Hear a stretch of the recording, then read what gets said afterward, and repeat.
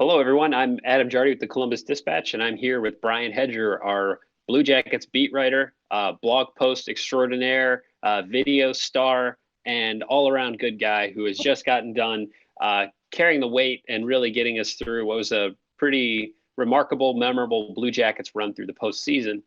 And so, Brian, I wonder, we just had exit interviews yesterday, as such, and all kinds of topics to go over, all kinds of players to meet up with. What did you think was most interesting out of interviews yesterday to wrap up the season? I think it was that Bob was going to be going to Maldives. He's going, and I was like, "Take me with you." Yeah, Right? him and Sergey Bobrovsky and his wife are going to be going to. Is it Maldives or Maldives? Maldives, I think. I think It's that's out, what it that's is. out of my pay range. I don't It's know. way out of my pay range, but they're going there for like 10 days. He's going to like go and like focus and relax on that. No, I mean there was a lot of things that happened yesterday. I thought it was interesting that. I thought Matt Duchene was really interesting talking to him because I think it was almost equal parts. Like I sort of felt like, okay, this guy's gone, and then I started listening to Right. some of the other stuff, and I was like, well, maybe he will. Maybe he is thinking about staying. Like he was kind of not all over the map, but he kind of played both sides pretty equally well. I thought. You know. Yeah, it's so hard for guys in his situations like his where you could make so much money and it's Yep. such a huge decision. But you also do like where you are. I think he genuinely appreciated his time with the Blue Jackets, and I obviously just hopped on for the postseason. But being around him for the last, boy, it's almost exactly a month to that Yeah. first Tampa Bay game. You could tell he had a real affinity for his teammates, and he said something to that effect. In that he said that some of these guys he'll be lifelong friends with, even though they've only been teammates for what 2 months now, which I Right. think tells you that he really does. He really did appreciate his time with Columbus, and I think he's definitely open to that return. Well, it's interesting because I kind of heard him say that, and I heard him say, I mean, in my head, I heard him say, "Yeah, but when I leave, I'll still be friends with them." you know, Right, right. it's amazing. I made these lifelong friends, and I will still be friends, but like I'm gonna be somewhere else. I kind of like heard that out of that one, but I mean, listen, he said that he would definitely make sure to talk with I think we lost Adam there. There he is. He's back. I think he said it would. Matt Duchene said he would make sure him and his agent would make sure to talk with Jarmo Kekalainen and the Blue Jackets. I think he said before July 1st even started. At least talk to them and see where they're at. And I thought one thing that was interesting yesterday as well. Another thing was when Jarmo Kekalainen spoke. That was at the end of the day. It was like 3:15. He talked for like 36 minutes, which is a long time for a press conference. He was giving some Yes. pretty long answers. But one of the things, the main points that he really hammered was, and he must have seen this out there somewhere. I think there's this notion out there that the Blue Jackets are this small market team, that they're not going to be able to pay these guys, and that's why they're all leaving. And in his words, that nothing could be further from the truth, basically. Like he was saying that the ownership is willing to spend what these guys are worth on the open market. It's not a money thing. So they're going to get paid. I mean, like if they wanted to stay here, each one of them, whoever wants to stay here, would get paid handsomely to stay.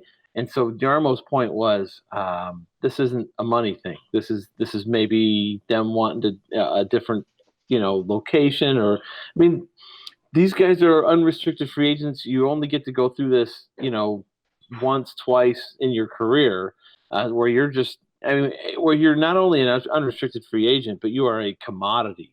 Like Right. you're a wanted unrestricted free agent across the league, and so you get to pick wherever you go. And so, it's just this two-way street here, and we're gonna see where they go. I mean, I think that of the four of them, because we'll throw the Zingle in there. I guess you could throw McQuaid and Kincaid in there. I just don't see where there's room for Kincaid. But anyway, of the four big ones that were required first, I think your best shot is Duchesne, actually. It feels like it. I mean, you've been negotiating theoretically, or at least having conversations with Bob and with Panarin all for however long now. I mean, at least through the whole season.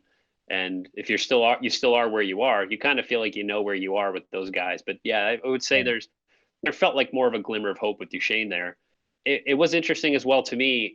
You had a couple of couple of ideas as the series went on about some guys that might have been nursing some injuries that we didn't know about. And you were dead on with Josh Anderson when we spoke with him about what he was dealing with. Did you get more of an appreciation for, as they went through that 6-game series with Boston, just really how banged up this roster actually was? I did. I mean, it seemed to me that that game two, if I'm sure you remember it. You and I were sitting there, we were watching the first period of game two, and we were both commenting about how physical, just how crazy physical that period and that game were. It was crazy. I mean, there was guys. It looked like a video game out there. There was guys getting splattered left and right. Yeah. Bodies all over the ice. I mean, it was crazy. And Riley Nash was one of them. He took a gigantic hit from Zdeno Chara, who was 6'9", 250 pounds. He's huge, and Riley Nash is over 6 feet tall, but he's not a big guy. I mean, he's pretty thinly built. I mean, he's wiry, I guess you'd say. And he took the full brunt of that shot in his shoulder. And everyone was worried about a concussion with him on that one, and maybe rightfully so. However, he said he didn't go through the protocol. I don't think that he either did. I can't remember that one. But he basically said yesterday he had a shoulder injury. He got a shoulder injury, and it started on the hit from Chara. He tried to play game 3, and then he took some more hits in the corners. And he said they weren't even the big hits. They were just kind of board battles. Right. And it was just like the accumulation of hits in those board battles that got him. And then he was out of the series. He couldn't even move his shoulder, he said. Couldn't even lift his arm at that point yesterday. But yeah, he was still hoping to play game 7 somehow. And then Josh Anderson, same thing. He told us yesterday he had a shoulder injury. It occurred in game 2. He didn't say which hit it was on. But if you remember, he was running around in game 2. And yes. And remember, he was missing guys. He was he was trying to really light people up, and then they'd sidestep him. And I wonder if maybe he kind of hit himself into the boards pretty hard once, and if that maybe popped it out, did something to it. I don't know what happened on there, but there was something in game 2, and he said that he played the rest of the series with a shoulder injury that was painful, and he basically took his power game out. And he is a guy who, the reason I call him the unicorn is because, he's huge, he's fast, he's skilled, talented, and he can be really physical and an intimidating presence. And you take that intimidating presence part out, it's just not the same player. And also we learned that Marcus Nudavara was a rib injury, right? It was actually it turned out to be an oblique tear. No, I'm sorry, oblique. Yeah. It was like a muscle tear. So that was on the Kucherov hit in round 1, game 2, the dirty hit there. Right. And also you talked to Ryan Murray as well, and he wasn't too happy to talk about it, but eventually he kind of got goaded into going into a little bit about what his injury was. But it sounds like if they had gone to the next round, it was possible that he could have been back. Yeah, I've been told that it is a back injury of some sort. He had another back injury last year. I don't know if it's the same issue, if it's a different issue.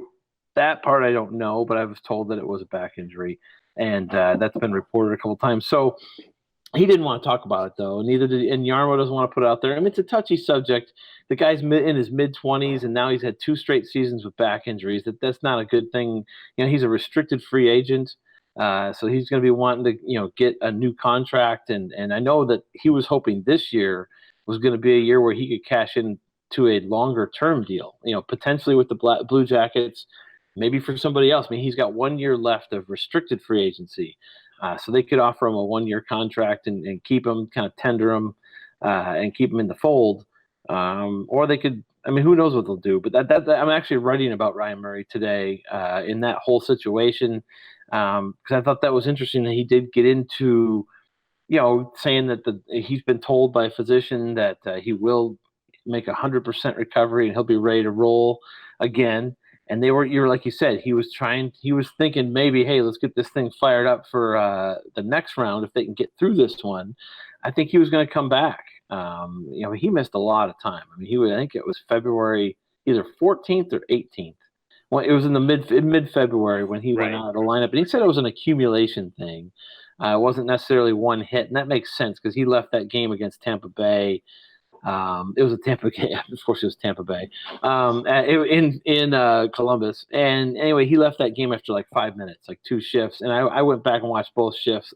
all of them in their entirety, and I didn't see one definitive thing like, oh yeah, he got blown up here or something like that. It was nothing like that. So it was an accumulation thing, and he just took himself off the ice and said, we got to deal with this. And it turned out to be a long-term injury.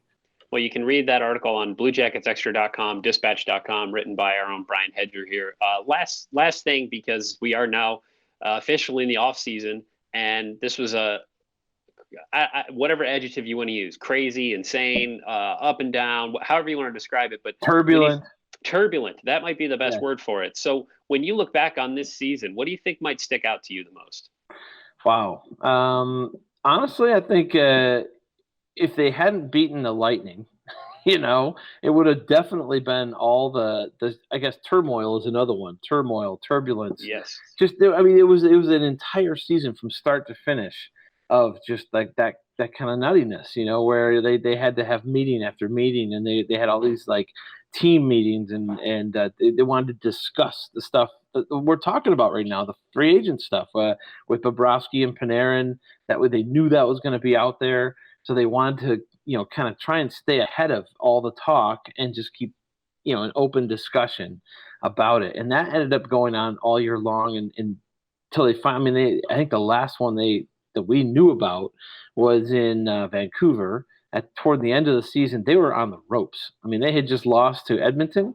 They were outside the playoff picture, and there was serious concern that this team, even after adding Matt Duchene and adding Ryan Dzingel and Adam McQuaid and all that, this team was going to miss the playoffs. It was close. Like the way they played in that Edmonton game was scary. It was bad. And so they addressed it again, had another meeting, which I call the Vancouver Summit.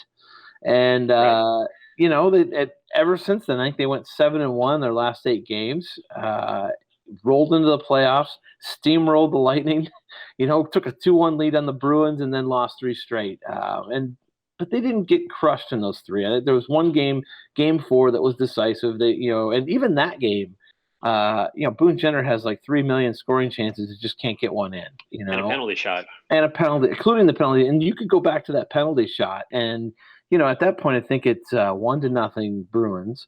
So if he scores in the penalty shot, he ties the game. There's a ton of momentum, and who knows what happens after that.